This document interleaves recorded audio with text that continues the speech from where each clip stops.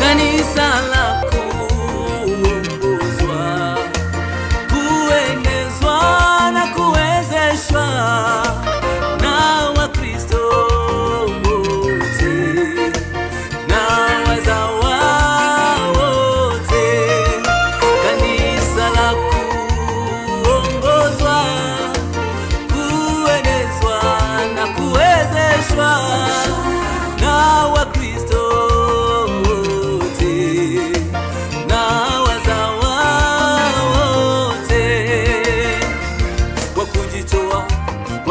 zao zote, kwa kujitoa kwa mali zao zote, kwa kujitoa kwa elimu yao yote, kwa ujuzi wote, kwa kujitoa kwa nguvu zao zote, kwa kujitoa kwa mali zao zote, kwa kujitoa kwa elimu yao yote, kwa ujuzi wote. Kanisa imara na halisi linalofaa kwa karne 21. Watu wote wanamwabudu Mungu, tena wanaishi maisha ya utoshelevu mbele zake. Kanisa imara na halisi linalofaa kwa karne 21. Watu wote wanamwabudu Mungu, tena wanaishi maisha ya utoshelevu mbele zake.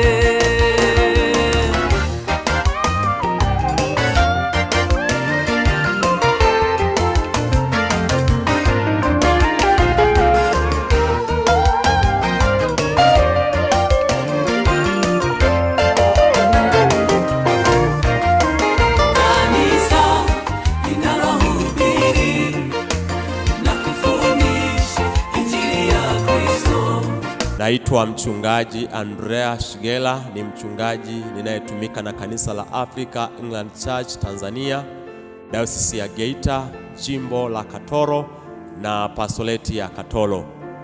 Ninamtukuza Mungu kwa sababu ya matendo yake makuu, namna anavyoendelea kutujalia heri na baraka. Tunaendelea kumtumikia yeye kwa furaha na tunaendelea kumtukuza Bwana kwa sababu ya matendo yake makuu anayoendelea kututendea. Na sisi pia tunaungana na kanisa hasa la Africa England Church Tanzania kwa mwamko huu mkubwa ambao tuko nao kwa kanisa kwa sasa, wa kufanya maendeleo kiroho na hata kimwili.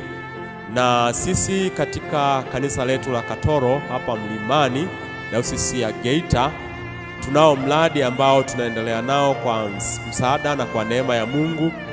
Tuna ujenzi huu tuliouanzisha kama mnavyoona katika picha mjongeo zinazoendelea kutembea katika video hii. Ni kwamba kanisa letu toka kuanzishwa kwake miaka ya 90 hapa Katoro, na watu ambao walikuja kupanda hili kanisa kutoka pale Butundwe na wakaamua kuanzisha pastoreti na kanisa hapa Katoro. Kanisa hili limekuwa likikua katika nyanja zote, kiroho na kimwili, kwa maana ya kuongezeka kitakwimu. Na sasa tuna jengo ambalo wazee wetu waliotangulia kutumika mahali hapa walisimamia kujenga. Jengo hili sasa limekuwa halitoshelezi mahitaji ya watu, kwa maana ya kwamba mji wa Katoro unakuwa na watu wamekuwa wengi sasa katika kanisa. Ibada zetu za Jumapili tunaabudu, lakini bado watu wanashindwa kutoshelezwa na kanisa lililopo kwa maana ya jengo, na wengine inawalazimu kuabudu nje wakiwa wameketi nje.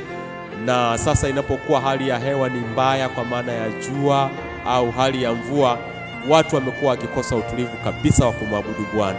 Na hali hiyo imetusukuma sasa kuanzisha mradi huu wa ujenzi wa kanisa jipya la kisasa ambalo litaweza kubeba watu kuanzia 1500 mpaka watu 2000, lenye hadhi inayoendana na mji wa Katoro ambao unakuwa na ni mji wa kibiashara kwa sasa. Na katika hali hii tunayoiona sasa ni hatua za mwanzo kabisa za ujenzi wa kanisa hili. Tunaona starter zinaendelea kutengenezwa kwa ajili ya kubeba ili ghorofa, lakini pia tunaona vile ambavyo kamati ambayo tumeiamini kama kanisa kusimamia inatusimamia kwa weledi na kwa uaminifu mkubwa. Lakini sio hivyo tu, tunaona waumini na wadau mbalimbali wamejitoa kwa moyo na ali na hata mali zao kwa ajili ya kufanya kazi hii kubwa ambayo tunaendelea nayo mahali hapa.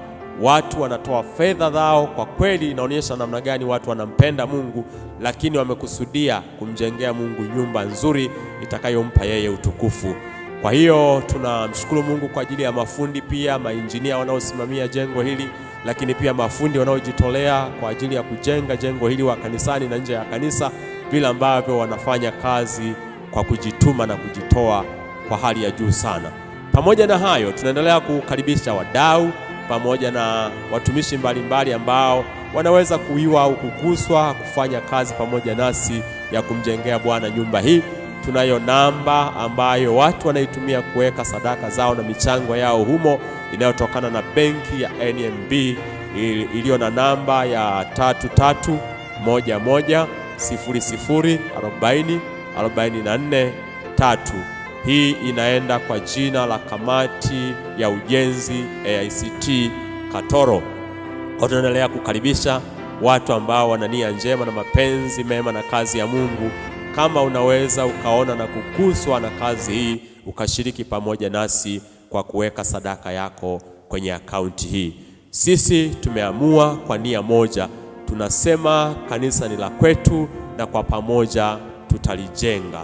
Lakini pia tunasukumwa na maandiko matakatifu yanayotuambia tupasa kumjengea Mungu nyumba iliyo bora, maana Mungu wetu analalamika kupitia nabii, anasema nyinyi mnakaa katika nyumba za mapambo na zilizopambwa kwa marumaru, lakini nyumba yangu iko katika hali ya kuchakaa. Lakini tumekusudia kama kanisa kwamba mradi huu tutauendesha kwa miaka 3, na ni mradi ambao ni mradi mkubwa, unagharimu zaidi ya bilioni 1, lakini Mungu wetu wa neema atatusaidia. Na ramani yake kama mnavyoona katika picha mjongeo, ni ramani ambayo kwa kweli inaendana na hadhi na hali ya mji wetu wa Katoro, lakini pia ni ramani ambayo inaendana na majira tulio nayo. Kwa hiyo itakuwa ndani yake na ofisi za kiutendaji, lakini ndani yake itakuwa na ukumbi wa mikutano, ndani yake itakuwa na mambo mengine ambayo yanaendana na hali ya utumishi kutokana na mazingira halisi ya sasa. Lakini pia itakuwa ni nyumba nzuri pia kwa ajili ya ibada, na itakuwa na muonekano mzuri na wa kisasa.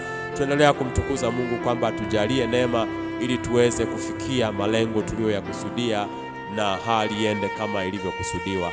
Mungu atubariki na Mungu awabariki sana. Asante. Asante. Kwa majina naitwa Hathmani Hashim. Tuko katika, mimi ni wadhifa wangu ni msimamizi, ni injinia wa majengo ya Scandi Floor. Kwa sasa kwenye kanisa la AIC Mlimani, mpaka sasa tuko katika kwenye hatua ya umwagaji wa base. Matarajio yetu mpaka sasa tupo tunaendelea na shughuli iliyopo ya base, na matarajio yetu ya kanisa letu tunalolijenga la AIC Mlimani, tunatarajia likikamilika na likiisha lina uwezo wa kubeba watu zaidi ya 1000, kwa sababu kulingana na ukubwa ulionalo kanisa letu lina mita, kwa mapana yake lina mita 36, marefu yake na mita 45. Kwa hiyo kwa makadirio yetu na mahesabu yetu, kanisa letu lina uwezo wa kubeba watu 2000. Na matarajio yetu tunategemea ili kanisa linaweza likakamilika baada ya mwaka 2. Na mpaka sasa tupo tunaendelea na shughuli, hatujasimama, na tunatarajia mwanzo wetu wa kusimama, mwendelezo wetu wa kazi hii tunategemea inaweza kaenda mpaka katika kwenye hatua ya jamvi na kusimamisha tata zake na stata zake, nguzo zake za kushika second floor. Kwa majina naitwa Cosmas Magese Kachwele. Wasifu wangu ni mwenyekiti wa maendeleo ya kanisa. Kwa hiyo kwa sasa tupo tukiendelea na ujenzi wa kanisa la kisasa ambalo hili kanisa linategemea kubeba watu 2000 endapo litakapokuwa limekamilika. Kwa sasa tunaenda kwa hatua tulionayo kwa sasa ni hatua ya msingi, foundation, ambayo mpaka sasa tukifika hapo tena tunaanza hatua nyingine. Lakini hasasa tunahitaji material, maana mpaka sasa kuna mapungufu ya material, na mpaka sasa tunahitaji tuweze kupata wadau mbalimbali wenye uwezo wa kuweza kuja kutuunga mkono na kazi yetu hii ili iweze kuendelea na kusonga mbele.